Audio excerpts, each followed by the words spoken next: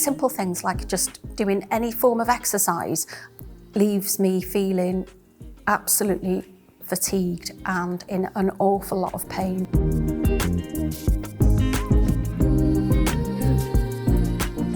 The feeling in my hands was starting to diminish. I was getting lots and lots of weakness in my legs, and it only affects the lower nerves from the knees down and the elbows down, basically. So I found I was getting very weak, very fatigued. I was doing an awful lot of fitness at the time, and even though I was sort of quite fit in myself, I started falling over. I started falling over my own feet. I couldn't coordinate like I used to. It was a by chance diagnosis that I went to see a sports therapist because I kept falling over and kept losing my balance, and I found my feet were dropping. So I went to see a sports therapist, and she said, "Angela, you've got no reflexes in your knees or your elbows whatsoever." So they sent me to a consultant who did various tests, nerve conduction tests, etc. And it all boiled down to a simple blood test in the end, because CMT is a genetic disorder, and the actual genetic anomaly showed up in my bloods. And once I had my diagnosis, it was very, right, what do we do with this now? Do I let it take me, or shall I fight? So I did, and I actually remained in full-time work for another 10 years. But it really changes your perception on life. You have to learn to live with chronic pain. You have to learn to live with mobility issues. Even little things like using the hairdryer. I had to a lot of research into going to buy a hairdryer, which is really daft, because it had to be really lightweight. Otherwise, I just can't hold it above my head. When you've lived with something for a long time, you sort of you just get used to it. You just get used to sort of not being able to go out for a walk and not being able to do these things.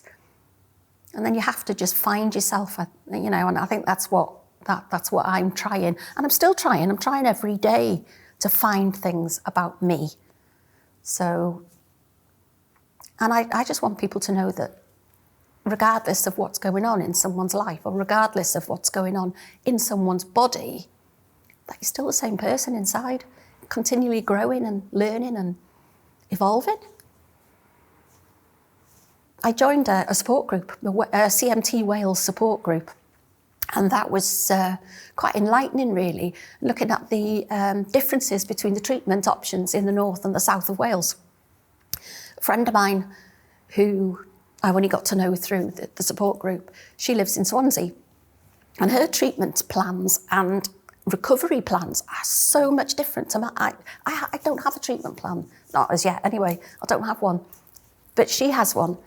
So it's quite sad to see the difference in the level of service delivered to people with this condition. I've actually got an appointment in Walton on Tuesday for a neuromuscular assessment with a consultant. Now, that's the first time since my diagnosis in 2007 that I'm actually seeing somebody who actually specialises in CMT. Now, as an ex-healthcare professional, I find that shocking. I really do. When I first got diagnosed, I was told, go away and get on with it. That was the consultant neurologist's words, go away and get on with it, because there's nothing we can do for you. They seem to think in black and white, that's what you've got, that's what you'll get. Whereas there's a whole myriad of symptoms that I have to contend with, which are similar, so similar to other people with different conditions. And it's a shame that we can't be a little bit more holistic and sort of like look at the person, not the condition, because I think that's what happens. They just look at the condition. Like, don't judge a book by its cover, because I'm still in here. Angela's still in here. It's about recognising that not all illnesses are visible, I'll be honest, I've had people knocking on my car window when I've parked in a blue badge space, because somebody said to me once, "Oh, you look all right, there's nothing wrong with you." And that's very nice to hear. It's don't look, sort of I've got anything. But I want people to know that it's out there. It's one of those diseases that, even though it's quite rare, there's an awful lot of people who are still undiagnosed, I think. And there is no treatment for it either. That's the other thing. The more awareness, I think, that we can raise for CMT, the more people will be able to look at research and funding, and somewhere along the line there must be something. There must be someone who can come up with something to help, other than splints on your legs or pain medication. So I just want everybody to know.